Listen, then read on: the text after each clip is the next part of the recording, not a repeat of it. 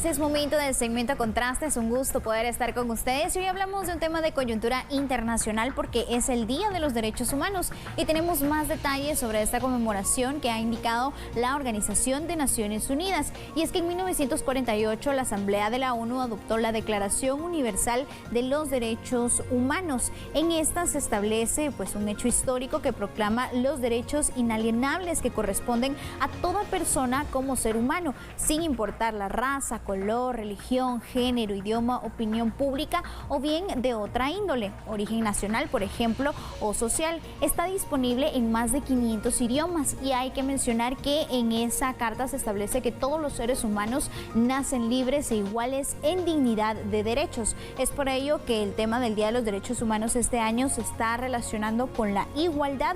El artículo 1 de la Declaración Universal de Derechos Humanos indica que todos los seres humanos nacen libres e iguales en dignidad y derecho, pero también hay que indicado que entonces se deben romper los ciclos de pobreza. Es importante que usted conozca cómo está esta situación en Guatemala sobre el respeto de los derechos humanos y también cuál es la postura de ciertos sectores de grupos vulnerables. Por solo el hecho de ser personas se tienen derechos, pero también vienen aparejados obligaciones. Cuando hablamos de los derechos humanos, por ejemplo, un derecho a la vida, es decir, a una vida libre, sana, bajo condiciones que permitan el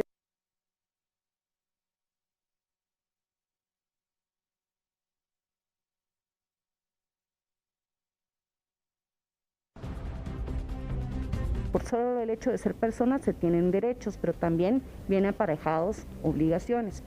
Cuando hablamos de los derechos humanos, por ejemplo, un derecho a la vida, es decir, a una vida libre, sana, bajo condiciones que permitan el desarrollo de la persona, pero también esto implica también entonces obligaciones frente a terceros. Quiere decir que no se debe de matar, no se debe de violentar a otras personas, no se debe de agredir. Hay derechos individuales que se ejercen solo y hay derechos colectivos, es decir, que se ejercen en una comunidad por pertenecer a la comunidad. Por ejemplo, los derechos de las poblaciones indígenas.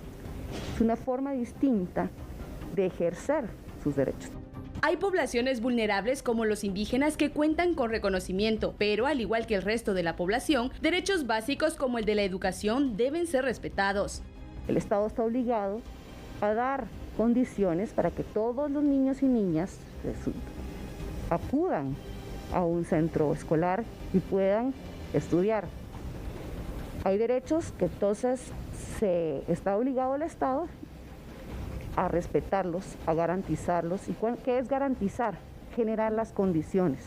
Entre los principales derechos humanos están libertad, igualdad a la vida, seguridad, al reconocimiento de su personalidad jurídica, a no ser discriminados y no someterse a torturas ni tratos inhumanos. El pasado de cada país influye en la vulneración de estos derechos. En el caso de Guatemala, los conflictos.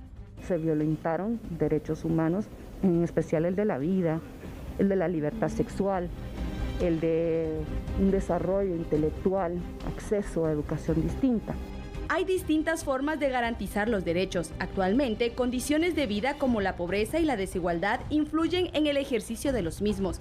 Los derechos que están siendo vulnerados, por ejemplo, son los de la niñez y la adolescencia en cuanto a tener, pensemos en la desnutrición infantil, acceso a alimentos, que está atado al derecho a la vida.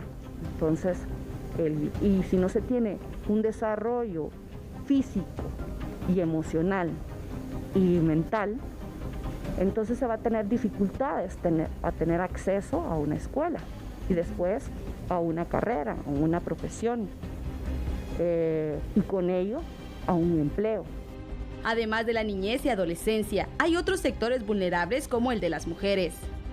Hay una constante violación a los derechos humanos de las niñas, las adolescentes y las mujeres en este país porque no han implementado políticas públicas que sean sólidas relativas a la prevención de todas estas vulneraciones. Sobre todo, llama mucho la atención, preocupa e indigna los altos índices de violencia que se ejercen contra de las mujeres. El el Observatorio de Salud Sexual y Reproductiva ha reportado que hasta octubre de este año se registraban más de 60,000 embarazos en niñas y adolescentes. También hemos notado que no han habido esfuerzos que aseguren a todas las mujeres de este país empleos seguros y dignos, y eso las coloca en mayores condiciones de exclusión, vulneración y marginación.